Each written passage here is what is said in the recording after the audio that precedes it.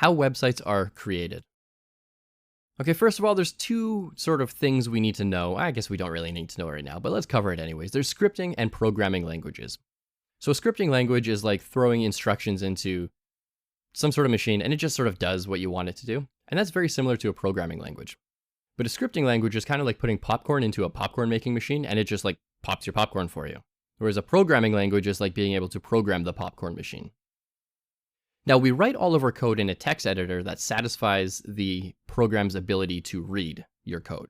And that program is your browser. So if we said, right in here, less than b greater than hello world, less than / b greater than in HTML, it would look like this. It would be bold. This right here, this b and this b, tells it to be bold. These are instructions for what your browser needs to do. Next up, you need a text editor.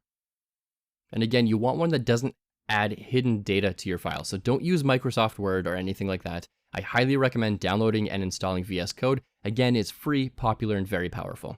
So if you haven't, I would really like if you could just pause the video here, go download and install VS Code, because we're going to need it at the end of this course. Websites are created when we write code.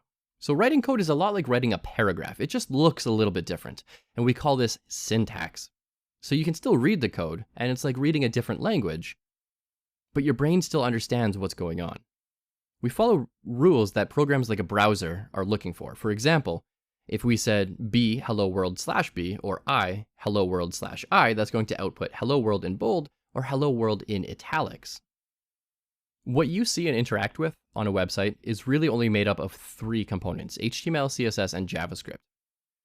HTML and CSS are considered scripting languages, and JavaScript is an actual programming language. And there are some differences, but honestly, it doesn't really matter what those differences are right now. We can get into that at some point in the future. But pretty much every website uses these 3 technologies today. HTML files are saved with a .html file extension, CSS files are saved with a .css file extension, and JavaScript files are saved with a .js file extension. And for the most part, that's the biggest difference when it comes to just managing our files. It's just the file extension.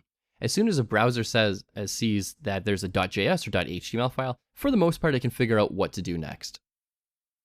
And we write all of this in a text editor, and we just use different file extensions. Let's look at programming languages. When you hit a website, a server is sending you that HTML, CSS, and JavaScript. But the code that executes on the server can be a completely different coding language. It can be Python, PHP, Node.js, Java, C, etc., etc. It could be really any language, and you're not going to know what that language is. But we also write that code in a text editor. And again, that text editor could be VS Code. Now, one more component that we're not really going to touch on too much in this course is databases. So when you try to log into your website, or any website, your data is sent to the server. So that's the code that you cannot see. We call that backend code. And it talks to a hidden database. And that database is supposed to be hidden to keep your data nice and secure.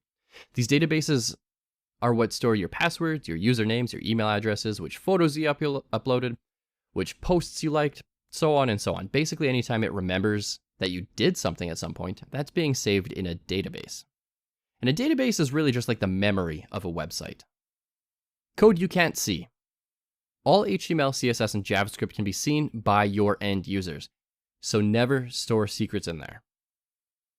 If you right-click on pretty much any web page and click View Source, or go to, I think it's usually File View Source, you can actually see the raw HTML, CSS styling, and the JavaScript. That's all considered front-end code. And again, back-end code is what runs on your server, and you cannot see it. We don't have access to that. But front-end code is completely accessible to your users. So again, do not put passwords or anything like that in there. No sensitive data, really.